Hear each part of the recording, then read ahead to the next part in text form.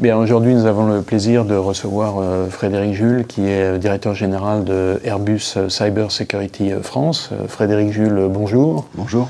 Vous savez, c'est une tradition dans cet entretien de commencer par une actualité qui a retenu votre attention, une actualité qui n'est pas nécessairement liée à votre entreprise.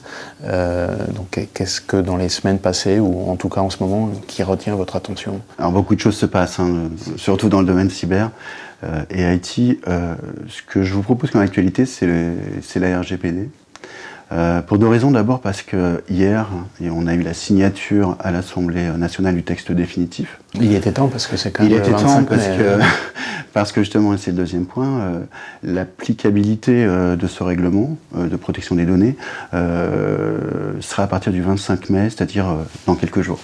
Et nous, on a reçu des résultats d'enquête depuis 6 mois. Hein, ça fait des mois qu'on parle de ça. Et je dirais que l'idée principale, c'est que les entreprises sont loin d'être prêtes. En tout cas, elles ne seront pas prêtes le 25 mai, ça c'est sûr. Oui, beaucoup de sociétés ne seront pas prêtes le 25 mai. Il reste du travail. Est-ce que l'idée, finalement, c'est pas de montrer qu'on a enclenché le processus? Est-ce que c'est pas ça ce qui est important? Alors, je crois quand même que la plupart des sociétés se sont préparées. Et justement, le message que je veux passer, c'est surtout qu'elles peuvent se faire aider. Certaines l'ont fait. Parce que la RGPD, c'est essentiellement des contraintes de réaction. Donc il faut se protéger au départ, mais aussi être capable de réagir très vite. Et cette réaction-là, elle n'est pas facile à mettre en place si on ne s'est pas entraîné. C'est un petit peu comme quand la maison brûle, les pompiers ne testent pas les lances à incendie. Il en va de même pour la protection des données. Donc il faut surtout se préparer. Donc la plupart l'ont fait. Je voulais simplement là en profiter pour dire qu'il y a des outils qui permettent de le faire pour ceux qui en ont besoin et surtout même ceux qui sont prêts pour qu'ils gardent en fait cette dynamique. Et notamment des plateformes qui permettent de faire de la formation et qui permettent de simuler complètement un environnement de société et donc de former les différents métiers qui sont impliqués par la protection des données à savoir gérer ces crises. Et ça, c'est un point, je pense, qui est important pour les sociétés à connaître, parce que ça les met vraiment dans les conditions d'une gestion de crise, où ils vont avoir 72 heures pour répondre, pour envoyer des dossiers qui sont assez complexes, dans lesquels il faut repérer les données qui ont été attaquées, les personnes, puisqu'il s'agit des données personnelles, les risques associés. C'est vraiment des dossiers qu'il faut savoir monter rapidement, 72 heures. On a l'habitude de critiquer l'Europe sur plein de sujets, mais je dirais que pour une fois, finalement, l'Europe est quand même bien en avance et en tout cas a mis en place un certain nombre de réglementations. Et si on compare par rapport à nos amis américains, enfin pas toujours très amis d'ailleurs, on peut dire que l'Europe a assuré de manière... Je crois qu'on peut même dire qu'on peut être fier. On peut être fier de l'Europe et de la France, parce que si vous regardez la filiation de la GDPR, la RGPD, finalement la France a lancé beaucoup de choses, puisqu'avec la loi de programmation militaire en France qui déjà fixe un cadre avec l'ANSSI notamment, qui a repris la définition des PASI, PRIS, PDIS, un certain nombre de certifications d'homologation qui permettent de cadrer la cybersécurité. Derrière, on a eu Nice, qui est une directive européenne qui est aussi très ambitieuse, mais qui n'a pas d'équivalent pratiquement dans le monde. Et puis aujourd'hui la RGPD qui permet, et si on regarde bien, pratiquement tous ces points permettent de partager entre pays, de vérifier qu'on atteint un certain niveau de sécurité, et donc de coopérer. Bon, on va rester sur cette note positive. On va parler un peu d'Airbus Cyber Sécurité, parce que vous êtes là pour ça. Donc tout le monde connaît Airbus. Je pense que parmi les entreprises françaises, c'est sans doute une des entreprises les plus internationales qui est connue dans le monde entier. En revanche, peut-être qu'on connaît un peu moins bien Airbus Cyber Sécurité. Est-ce que vous pouvez, sans nous refaire l'historique général de cette entité, est-ce que vous pouvez nous dire d'où ça vient et en gros ce que vous faites, où vous en êtes aujourd'hui? Oui, alors Airbus Cybersécurité, c'est quand même déjà une société importante, puisqu'on est près de 700 experts en cybersécurité. Il n'y a pas beaucoup d'entreprises françaises. Il n'y a pas beaucoup. Alors, ça n'est pas que la France, mais la France, c'est 450 personnes parmi ces 700. On a environ 150 collègues en Angleterre et entre 50 et 170 environ en Allemagne. Donc c'est effectivement déjà une société importante. Alors évidemment en nombre, 700 par rapport à l'ensemble du groupe Airbus, c'est petit. Mais Airbus Cybersécurité est déjà très visible et très bien positionné sur les activités de cyber, notamment en Europe et dans le monde, puisqu'on sert des clients globaux. Mais en gros, c'est au départ des activités un peu éparpillées, si je puis dire, dans le domaine de la sécurité que Airbus avait lancé, que l'entité a décidé de... Alors, c'est une très forte volonté du groupe Airbus de se doter d'une offre de cybersécurité pour servir des clients qui ont de haute sensibilité, des données à haute sensibilité, et notamment sur 3 axes. Notre propre groupe. Donc Airbus est votre client. Airbus en tant que tel.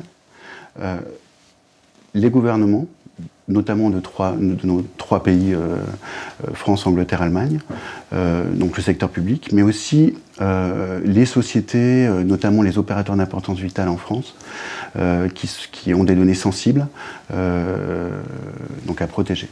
Et donc là, vous avez défini finalement vos 3 grands groupes de clients ou clients.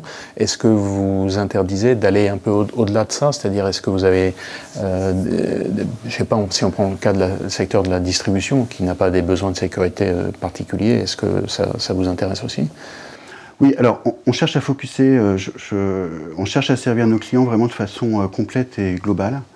Donc on a pour ça une démarche qui tient en 4 phases sur lesquelles je pourrais revenir tout à l'heure. Et on les offre aux clients qui ont ces besoins-là. Donc on a, pour votre information, des clients dans la distribution. Notamment, notre SOC à Elancourt sert un client dans la grande distribution. Et alors pour bien comprendre un peu l'organisation de tout ça, quel est le lien entre vous et Storm Shield? Alors Storm Shield fait partie d'Airbus Cybersécurité au sens large. Donc c'est une filiale d'Airbus, environ 200 personnes, qui a des produits, développe des produits par feu, des produits de sécurité des postes, des produits chiffrants.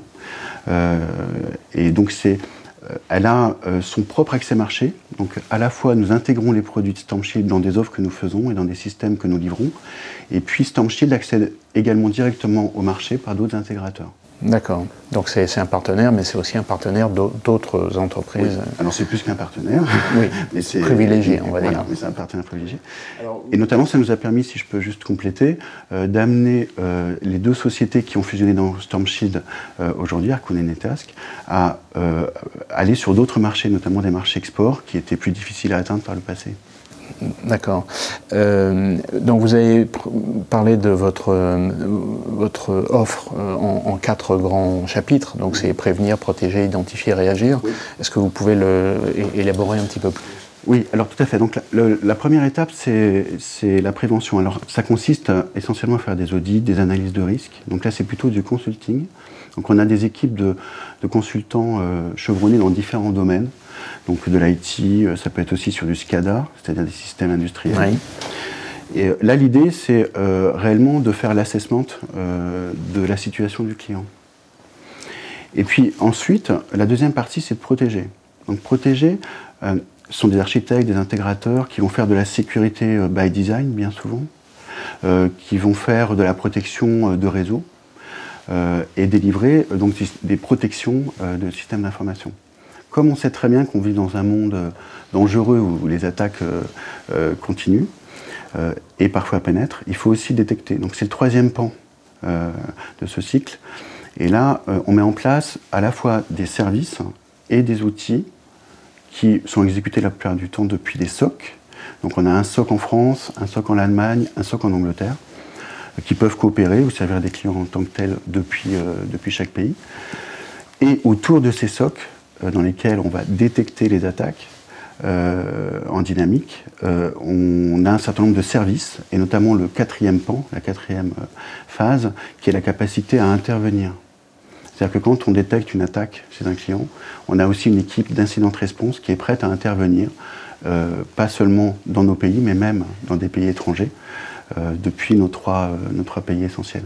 Et est-ce que finalement, pour tous vos clients, vous déployez les 4 phases, ou est-ce qu'il y a des clients qui ne font que la première phase, par exemple, d'assessment C'est une très bonne question. On commence souvent avec l'une des quatre, c'est pas toujours la même. Pas nécessairement l'audit. Pas nécessairement par l'audit. Donc en gros, ça peut être très bien, si je prends une image, ça peut être très bien, finalement, un client a le feu, il fait appel à vous, et puis après vous repartez au départ pour reprendre le cours des choses. Les points de départ, on avait beaucoup de théories au départ, et puis on s'est rendu compte que ce qui est important, c'est de rentrer dans ce cycle. Alors, il y a une façon simple, c'est le SOC. Il y a une consultation pour un SOC, c'est-à-dire une surveillance dynamique d'un client. Si vous rentrez chez un client pour le protéger sur le SOC, souvent vous faites incident de réponse qui va avec. Mais vous avez également, effectivement, commencé par du consulting, donc la première étape, ou par une protection d'un réseau. Ce qui est important, c'est justement ce que j'essaye de bien expliquer à nos clients, et ça se fait de façon assez naturelle, c'est que cette boucle, on ne la fait pas une seule fois. Parce qu'en fait, nos clients, ce qui leur arrive, c'est que l'offre digitale augmente, les systèmes d'information changent, et en fait, il y a une dynamique permanente. Oui. Et les attaquants eux-mêmes changent. Donc en fait, il faut en permanence réassesser et remettre en place. Je pense que les gens ont bien compris, les entreprises ont compris que la sécurité, c'était pas une destination, c'était un chemin. Quoi. Finalement, ça n'arrêtera jamais. Exactement. On va terminer cet entretien sur un sujet d'actualité. Vous participez à un projet financé par l'Union européenne qui s'appelle Brain IoT. On sait que l'Internet des objets n'a pas été conçu dès le départ avec l'idée de sécurité, j'irais un peu malheureusement. Est-ce que vous pouvez en 2 mots nous décrire ce qu'est ce projet et ce que vous y faites? Alors effectivement c'est une actualité puisqu'on a, donc c'est Horizon 2020, oui. Donc H2020, côté Union européenne, qui met en place des budgets dans l'innovation. Donc on a fait une proposition, c'est un consortium avec de nombreux pays. La France, l'Angleterre, l'Allemagne, l'Italie et l'Espagne. Il y a 12 intervenants des laboratoires, etc. Et l'objet en fait de Brain IoT, c'est de travailler sur l'interopérabilité et la cybersécurité de l'Internet des objets. Donc c'est typiquement un très bon exemple, j'en ai beaucoup comme ça, mais celui-là est parfait, hein, parce que de coopération internationale, européenne, une fois de plus, avec des grosses sociétés comme la nôtre. Nous, notre rôle dans ce consortium, c'est d'assurer les études de cybersécurité de l'Internet des objets.